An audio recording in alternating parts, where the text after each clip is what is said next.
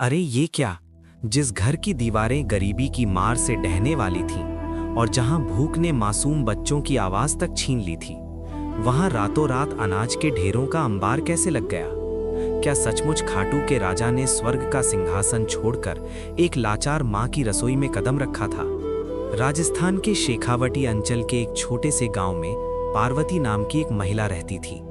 पार्वती का जीवन शुरू से ही संघर्षपूर्ण रहा था, लेकिन उसके मन में खाटू वाले बाबा श्याम के प्रति जो विश्वास था, वो किसी भी पहाड़ से ऊंचा था। कुछ साल पहले उसके पति की एक बीमारी के कारण मृत्यु हो गई थी और पीछे छोड़ गए थे दो छोटे बच्चे, एक 5 साल का बेटा और एक 7 साल की बेटी। पार्वती गांव के बड़े जमींदारों के खेतों में मजदूरी करती और जो थोड़ा बहुत अनाज या पैसा मिलता उससे अपने बच्चों का पेट पालती। लेकिन उसकी सबसे बड़ी दौलत उसके घर के कोने में रखा बाबा श्याम का एक छोटा सा चित्र था।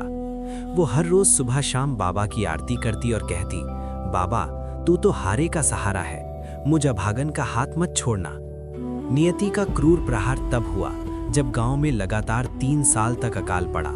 धरती फट गई थी, कुएं सूख चुके थे और खेतों में धूल उड़ रही थी। जब बड़े किसानों की फसलें बर्बाद हो गईं, तो पार्वती जैसे दिहाड़ी मजदूरों के लिए काम मिलना बंद हो गया। धीरे धीरे घर में रखा थोड़ा बहुत अनाज खत्म हो गया। पार्वती ने अपनी शादी के गहने बेचे, यहाँ तक कि घर के पीतल के बर्तन भी बेच दिए ताकि बच्चों को 2 वक्त की रोटी खिला सके। अंततः वो दिन भी आ गया जब घर में अन्न का एक दाना भी नहीं बचा। बच्चों ने दोपहर को पानी पीकर गुजारा किया, लेकिन शाम होते होते उनकी भूख ने उन्हें रुलाना शुरू कर दिया। पार्वती ने पड़ोसियों से मदद मांगने की कोशिश की, लेकिन अकाल की मार सब पर थी। किसी के पास उसे देने के लिए कुछ नहीं था। उस रात उसके बच्चे भूख के मारे सिसक कर सो गए। पार्वती की आंखों से नींद कोसों दूर थी। वो पूरी रात बाबा श्याम की तस्वीर के सामने बैठी रही। अगले 3 दिनों तक घर में चूल्हा नहीं जला। पार्वती के बच्चे इतने कमजोर हो गए थे कि अब उनमें रोने की भी ताकत नहीं बची थी। गांव के कुछ लोग उसे ताना देने लगे, पार्वती तू दिन रात उस सांवरे का नाम जपती है, क्या तेरा भगवान ऊपर से खाना गिराएगा? जा किसी अमीर के पैर पकड़ ले, शायद कुछ मिल जाए। लेकिन पार्वती का विश्वास डगमगाया नहीं। उसने चौथे दिन की शाम को बाबा की तस्वीर के सामने हाथ जोड़कर अपनी अंतिम अर्जी लगाई। उसने रोते हुए कहा, बाबा लोग कहते हैं कि तू शीश का दानी है, तूने तो धर्म की रक्षा के लिए अपना सिर काट कर दे दिया था। आज मेरी और मेरे बच्चों की लाज तेरे हाथ है। मुझे भूख की चिंता नहीं, पर इन मासूमों का क्या कसूर? अगर आज मेरे घर में चूल्हा नहीं जला तो कल सुबह दुनिया कहेगी कि शाम का भक्त भूख से मर गया। अपनी लाज ना सही, कम से कम अपने हारे का सहारा नाम की तो मर्यादा रख ले। वो इतनी थक चुकी थी और भूख से इतनी व्याकुल थी कि प्रार्थना करते करते वहीं जमीन पर निढाल होकर सो गई। अभी सुबह की पहली किरण भी नहीं फूटी थी कि पार्वती के जर्जर दरवाजे पर किसी ने जोर से दस्तक दी। पार्वती हड़बड़ा कर उठी। उसे लगा शायद कोई साहूकार कर्ज लेने आया होगा। उसने कांपते हाथों से दरवाजा खोला। सामने एक सांवला सा युवक खड़ा था। उसकी उम्र लगभग 25-26 साल रही होगी। उसने मटमैले रंग का कुर्ता पायजामा और सिर पर एक राजस्थानी साफा बांध रखा था। उसके चेहरे पर एक ऐसी अलौकिक मुस्कान थी जिसे देखकर पार्वती का सारा डर गायब हो गया। युवक के हाथ में एक पुराना सा बही खाता था और उसके पीछे अनाज से लदी एक बड़ी सी बैलगाड़ी खड़ी थी। युवक ने बड़े ही मधुर स्वर में कहा, माई बहुत देर कर दी दरवाजा खोलने में। मैं शहर वाले सेठ जी का मुनीम हूँ। तुम्हारे पति ने बरसों पहले हमारे सेठ जी के पास कुछ धन जमा किया था। सेठ जी हिसाब देख रहे थे तो उन्हें याद आया कि तुम्हारा तो बहुत सारा ब्याज और मूलधन बकाया है। उन्होंने मुझे ये सारा सामान लेकर तुरंत यहाँ भेजा है। पार्वती अवाक रह गई। उसने हकलाते हुए कहा, बेटा तुम कोई गलती कर रहे हो। मेरे पति तो गरीब किसान थे, उनके पास जमा करने के लिए पैसे कहाँ से आए होंगे? मुनीम ने हंसते हुए जवाब दिया, माई हमारे सेठ जी का हिसाब कभी गलत नहीं होता। उन्होंने कहा है कि ये सामान तुम्हारा ही है, जल्दी करो, मुझे और भी कई भक्तों, मेरा मतलब है और भी कई लोगों के यहाँ जाना है।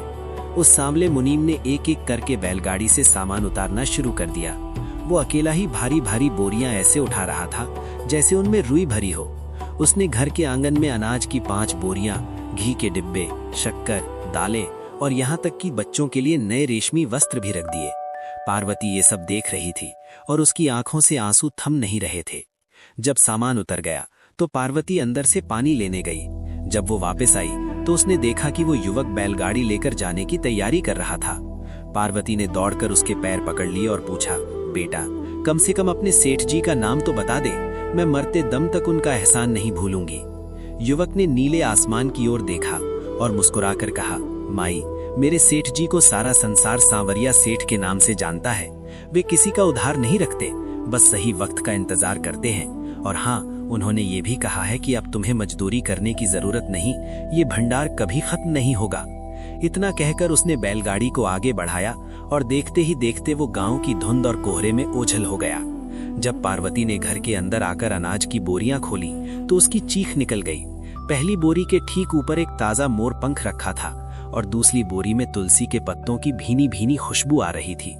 अनाज के दानों के बीच उसे सोने के कुछ सिक्के भी मिले, जिन पर प्राचीन ढंग से शाम अंकित था। वो समझ गई कि उसके पति का कोई पैसा जमा नहीं था। वो सांवला मुनीम कोई और नहीं बल्कि साक्षात खाटू नरेश थे, जो अपनी भक्त की पुकार सुनकर नंगे पैर दौड़े चले आए थे। पार्वती ने अपने बच्चों को जगाया और उन्हें भरपेट भोजन कराया।